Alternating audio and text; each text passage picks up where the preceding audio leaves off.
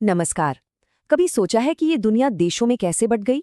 आज हम एक ऐसे ही पावरफुल आइडिया की कहानी में उतर रहे हैं जिसने हमारी आज की दुनिया को शक्ल दी है। नेशन स्टेट यानी राष्ट्र राज्य। ये एक ऐसा विचार था जो 19वीं सदी में एक सपने जैसा था और फिर हकीकत बन गया। चलिए इस दिलचस्प सफर की शुरुआत करते हैं।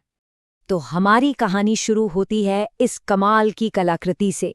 साल था 1848 और एक फ्रांसीसी कलाकार फ्रेडरिक सॉर्यू ने सिर्फ एक पेंटिंग नहीं बनाई, उन्होंने तो जैसे भविष्य का एक सपना कैनवस पर उतार दिया था।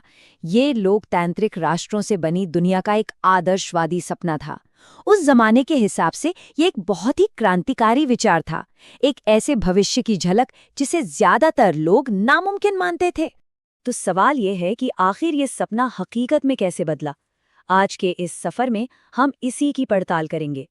हम फ्रेडरिक सॉर्यू के उस आदर्शवादी सपने से शुरू करेंगे, फिर उस चिंगारी को देखेंगे जहां से ये सब शुरू हुआ, फ्रांसीसी क्रांति। हम देखेंगे कि कैसे नेपोलियन ने इस आग को पूरे यूरोप में फैलाया और कैसे ये पुराने साम्राज्यों से टकराई।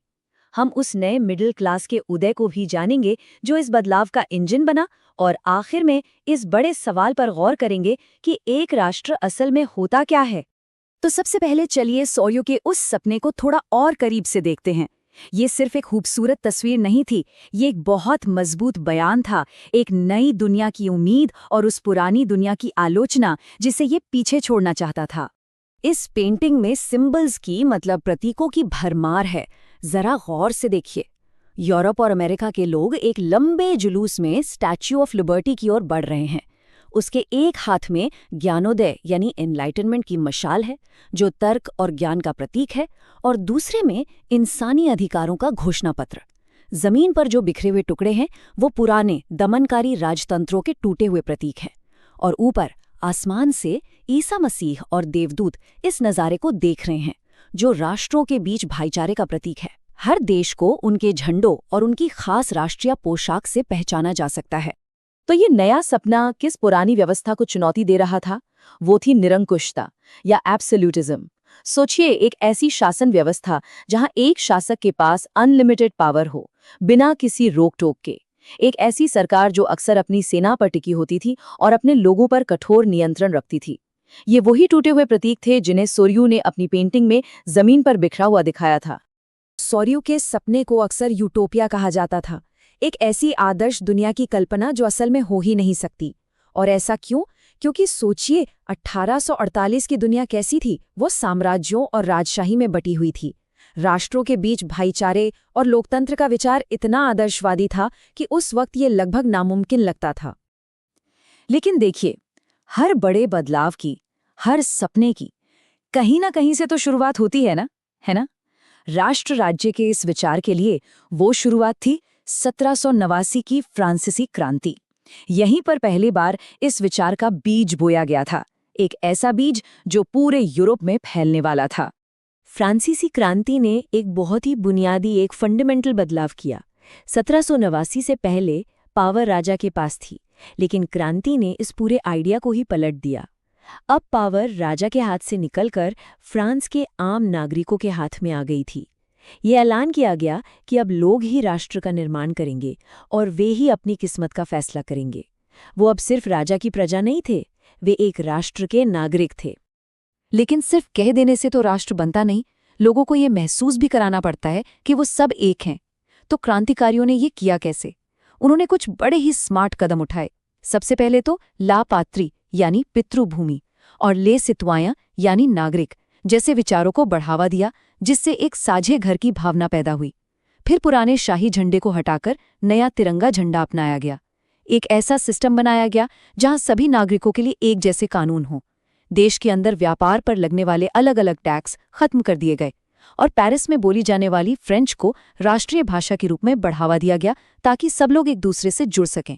और फिर एंट्री होती है नेपोलियन की, एक ऐसा किरदार जिसने क्रांति के इन विचारों को पूरे यूरोप में फैलाया, लेकिन अपने ही अंदाज में। उसकी कहानी थोड़ी कॉम्प्लेक्स है, विरोधाभासों से भरी हुई। वो एक ही समय में मुक्तिदाता भी था और जुल्म करने वाला भी। नेपोलियन के असर को समझने के लिए उसके दो चेहरे देखने पड़ते हैं। एक तरफ उसने 1804 का मशहूर नेपोलियनिक कोड लागू किया, इसने जन्म से मिलने वाले सारे विशेषाधिकार खत्म कर दिए, कानून के सामने सबको बराबर बना दिया और संपत्ति के अधिकार को सुरक्षित किया। ये सच में क्रांतिकारी सुधार थे।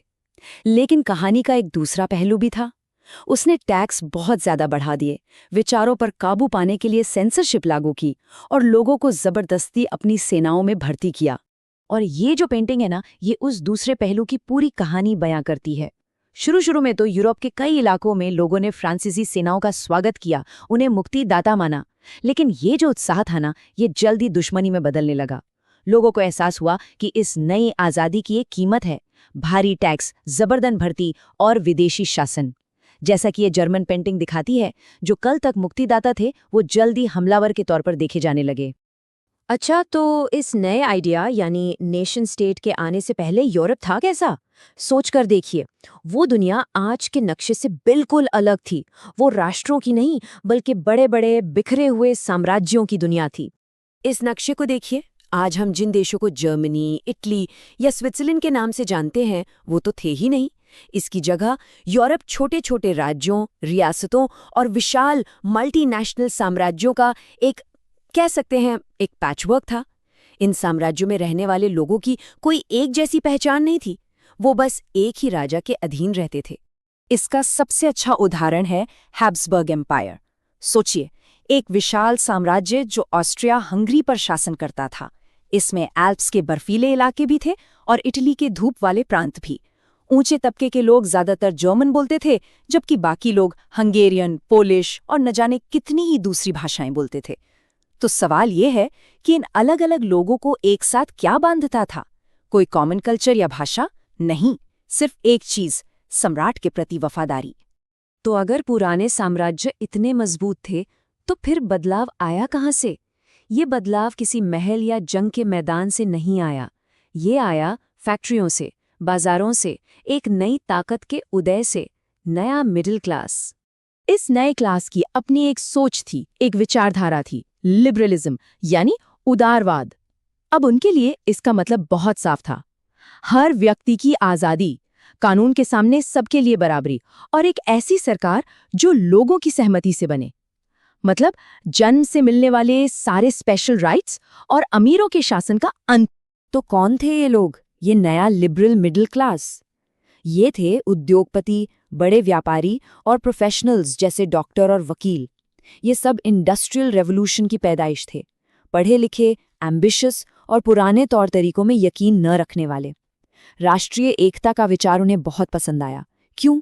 क्योंकि एक देश का मतलब था कम सरहदें, एक जैसे कानून और व्यापार के लिए एक बड़ा बाजार, जो उनके बिजनेस के लिए बिल्कुल सही था।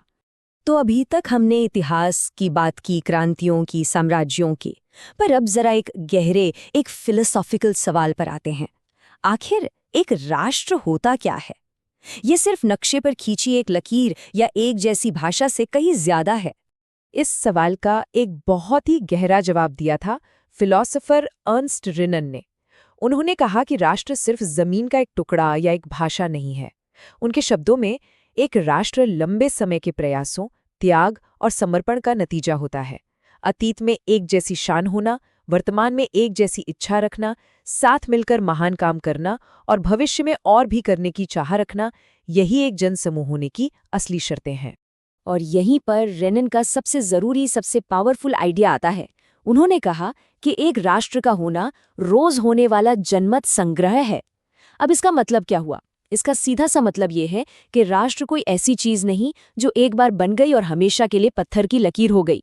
ये हर रोज अपने लोगों द्वारा किया जाने वाला एक चुनाव है, एक साथ रहने का, एक जैसी पहचान को साझा करने का और मिलकर एक भविष्य बनाने का चुनाव। और ये बात हमें आज एक बहुत ही जरूरी सवाल पर लाकर खड़ा कर देती है। अगर राष्ट्र सच में हर रोज किया जाने वाला एक चुनाव है, तो आज हम सब मिलकर क्या चुन रहे हैं? 19वीं सदी में शुरू हुआ ये सपना आज भी उतना ही जिंदा है और हमें अपनी सामूहिक पहचान और अपने भविष्य के बारे में सोचने पर मजबूर करता है। इस पर सोचिएगा जरूर।